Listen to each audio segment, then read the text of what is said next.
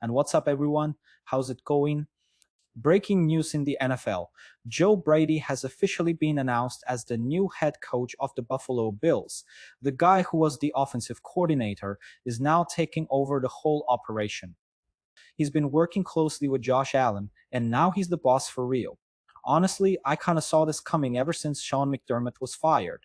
The connection between Brady and Allen was just too strong to ignore. So the question is, was it a good move? A lot of people think it was the most logical choice, especially with Allen having a voice in the process, but there are still some big questions in the air. Will Brady keep calling the plays? Will he bring in someone else to run the offense? Let's watch this clip together and break it all down. To Adam Schefter, the Bills are signing Joe Brady to a 5-year deal to be their next head coach. Joe Brady, of course, has been the Bills' offensive coordinator since 2022, starting as Josh Allen's QB's coach and then becoming the OC, and now he will serve as Josh Allen's head coach going forward. All this news just coming in right now as J-Mac rejoins the desk with us. What's our reaction to this? Go ahead. It was kind of what I expected when Sean McDermott got let go. My thought process was you have an offensive coordinator in Joe Brady who has a really good relationship with Josh Allen. He's also a hot name in the last few coaching cycles where he's been interviewed for head coaching jobs. He's been going through that cycle right now on to second interviews with other teams. You got to imagine when they said Josh Allen is going to be a part of this process. Man, pause right there. If Josh Allen himself told the Pagula family to keep Brady, who's going to say no? The guy is the face of the franchise. Do you think a player should have that much influence in decisions like this? I would think that Josh Allen at some point told the Pagula family, I want Joe Brady in the building. Maybe not demanding that he be a head coach, but wanting him to continue to be there to coach him. So the only way to do that is to promote him and have him be the head coach. My next question marks, I think, around the Joe Brady hires, is he going to continue to call plays on the offensive side of the ball? Is he going to go get another offensive play caller and a Brian Daboll or Davis Webb, two names that we heard mentioned as the head coaching jobs?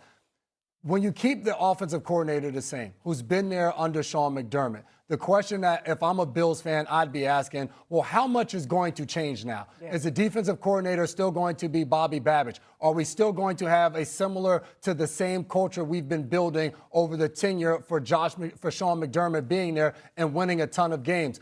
Do the owner, general manager, and Brandon Beane believe that Joe Brady is the guy to win 2 more games? That's the only thing they have to do from what Sean McDermott was able to do. They've been in a conference championship game. Win that game and win the Super Bowl. They're 2 games away. So do you believe that within that he is the answer to getting over that hump?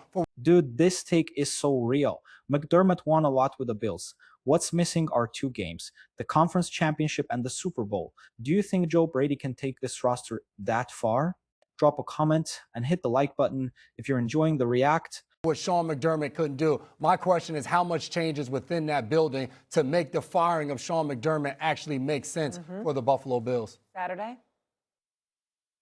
Yeah, these are big shoes to fill. And to J-Mac's point, I'm not surprised they went with Brady. I mean, I think when you saw the people they were interviewing, whether it was Webb or Daboll or, if you're going to go with an offensive guy, you got the guy who's been calling it and you feel pretty comfortable, and to J-Mac's point, has been up for other jobs. I would say the hiring portion of this is going to be the key, right? Who's his defensive coordinator? Is he going to call plays? And even if he does call plays, who's his OC going to be? Because that head coaching responsibility is going to require a ton of time away from, being with players, which he does each and every day. And so who's the guy who's going to start the game plans week in and week out? Go through it, get it laid out. Who's Josh Allen comfortable with in doing that role? And look, I was with Mike McCarthy when we were in Green Bay, and that was my first experience of having a head coach be an offensive coordinator. And it was funny because Tom Clements was, quote, our offensive coordinator, but wasn't calling. And so there's just some things you're going to have to work out. But who he hires, I think, goes a long way to the success of the Bills. The main issue is, and J-Mac said it best, this ain't about winning. Because Sean McDermott won a bunch of games. This ain't about going to the playoffs and winning because he's won a bunch of playoff games. This is about Super Bowl or bust. That is a large ask in a town and a community that's built and loves football. This is look, tip of the cap to Brady. Congratulations. This is some work in this one right here because it ain't about any of the rest. It's about Super Bowl or bust. Super Bowl or bust. Man, that's heavy. But at the same time, they're tired of coming up just short, right? Buffalo wants to lift that trophy already. The question is, can Brady handle that kind of pressure in his very first year? Well, I somewhat disagree with that last part only from this perspective. Yeah. It's not like it has to happen next year. You know, Sean McDermott had 8, 9 years. You can't be that way with Joe Brady in year 1. Okay? You have to improve the offensive line. You definitely have to do that. You got to improve your wide receiver camp. There's no doubt about that. We're looking at Pagula and we're saying, all right, the way he opened his mouth, it would appear that you got to get to the Super Bowl. It's now or never. But what I'm saying is you don't hire Joe Brady, elevate, because as an offensive coordinator, he did his job, all right, because they were one of the elite offenses in the game. That can't dissipate. You got to improve the defense. You're $12 million over the cap. Yeah. So you can't you got to figure out something defensively and whatever. I think there's more pressure on Bean than there is on Joe Brady. Now, Joe Brady, they can't dip. They got to be, you definitely want them going for it. But it's not like, oh, my God, if you don't get it done next year, well, Joe Brady wasn't the answer because you didn't get it done in year 1. I think that's a bit extreme. But the time is running out with Josh Allen is the prime, McDermott right? Like that's why they let go of Sean McDermott because one guy, Josh Allen. This talk about time running out for Josh Allen is real. Yeah, he's still in his prime, but that won't last forever. So it makes sense that they didn't want to gamble on someone from the outside. Do you agree, or do you think they should have brought in a more experienced head coach? What? I mean, that's why they may be promoted from within because they're like, we don't have time. I want to take a step back. Yeah, we don't have time. I didn't say take a step back now. I didn't say take a step back. No, yeah, you can't take But I'm just saying that I'm like, damn, he don't win the Super Bowl in year 1, but somebody else got 9 years? But he's not inheriting the same roster that Sean McDermott I inherited. understand that. Year 1? They were terrible when McDermott got there. I'm just saying year 1. New playbook, nothing like that. All right, go anywhere. We'll have more first take after this. Question. At 23 years old, Drake May has supplanted which quarterback as the youngest ever to win 17 games in a season, including the playoffs? The trick to this question is most people will focus on this number. You need to focus on this number because it's not about the answer could be someone who was 28 because it's very difficult to win 17 games. You have to have won at least 13 or 14 in the regular season. So who's done that? Somebody said Cam Newton had a 15-win season and won a couple playoff games. Mahomes probably did this at some point. I think Tom Brady probably did this at some point. My guess is one of those 3 guys. I'm going to default to Brady because it feels like that's always a good play. Patrick Mahomes was 27. Okay. Cam Newton was 26. Brady was a younger 26. It is Brady. Wow. It is Brady. You got the right top 3. Wow. But here's the tricky part. It's not Brady's first Super Bowl. But that's the point. Because they probably didn't win 13 games. You thought it through exactly right. Yeah. It was the 03 Patriots. Way to go, he Tom. was 26. He was months younger than Cam Newton was. That's how close Brandon was. Patrick Mahomes was 27. Graziano out to the early lead. We got the top 3. Like we might need more than 1 point. Should almost count for I'm just 3.5. He's had 3.5 to 1. Come on, him, we'll add the hook.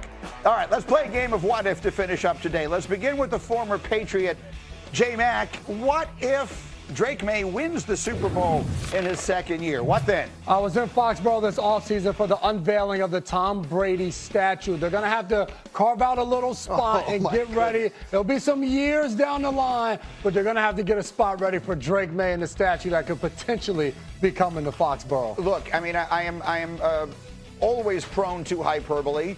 Jeff Saturday, of someone you know a lot about what great quarterbacks look like. Does he look like? Does it look to you like we are seeing the beginning of one of the next great ones? Like, does Drake May have the stuff? He's 23. He's younger, way younger than any of the other guys were on that list. Yeah. Are we seeing the beginning of the next great one? See, this is the most difficult question I've ever answered on air because obviously he's a Tar Heel, so I want him to be successful, but it's very difficult for me to root for the Patriots, which go hand in hand. But no, absolutely, he has exceeded expectations. Honestly, he could be the MVP this season. It's between he and Stafford. He's had a fantastic year to get to where he is. The whole statue thing, I think, might be a little rushed there by my man J Mac. I mean, they did win quite a few to get the statue to begin with, but he has played fantastic ball. This whole franchise is on fire with Vrabel and this defense, the way they're playing. So, tip of the cap to Drake May. He has definitely exceeded expectations. That whole draft class, when you think about it, I mean, Caleb Williams, what he's done, and May and Daniels and Nix, and we'll see. Graziano, the next one is for you. What if Mike Vrabel wins the Super Bowl in his first year with the Patriots. He takes his place among the all-time franchise legends as a guy who won it as a player and a head coach, a remarkable achievement. If that's what he's going to, I mean, it's already what he's done is already a remarkable achievement, and he's already in the Ring of Honor. But I think he elevates to this is one of the all-time great Patriots on a different level than most of the Ring of Honor. Dominique. Yeah, I think Mike Vrabel definitely elevates if he's able to do it as a coach and as a player, and he's done it in a couple different places. I think this speaks to something that Jeff was talking about in the pre-show meeting, is while we're always looking for these offensive guru geniuses to run our teams, like the defensive guys know what they're doing. They seem to be really stable and effective coaches, and Mike Vrabel is a perfect example of it. I'm trying to think of people. He would become the first person ever to play and coach the same franchise in a Super Bowl championship. Trying to think of others who have won as a player and a coach. Mike Ditka did. Ditka won as a player and as an assistant coach and a head coach. There are probably others. Hemba will put together a list as the week goes on. Right? But there are very few people who've done that in football history. Nick, the last one is for you. What if Sam Darnold wins the Super Bowl playing on his 5th team? Oh, y'all better call up Zach Wilson. Because I think that the Jets know how to draft talented quarterbacks, and you just got to bounce around a little bit. He's a very young quarterback with a lot of arm talent that the Jets drafted, and it didn't work out there. So give us a little time to mature, get cooked up in a couple different places, and sooner or later, he'll be in the Super Bowl too. And he's what, 2 more teams, right? Yeah, he's only on his second. Joe Brady becoming head coach of the Bills is a decision that mixes logic with urgency. He knows the system, he has Josh Allen's trust, and that matters a lot. But now the challenge is different. Building a strong coaching staff, keeping the offense elite, and fixing a defense that still has some holes. The show nailed the big question. Does this actually change anything? If everything stays the same, the Bills might run into the same limitations as before, but if Brady knows how to delegate and puts the right people around him, this could finally be the move that pushes Buffalo over the hump.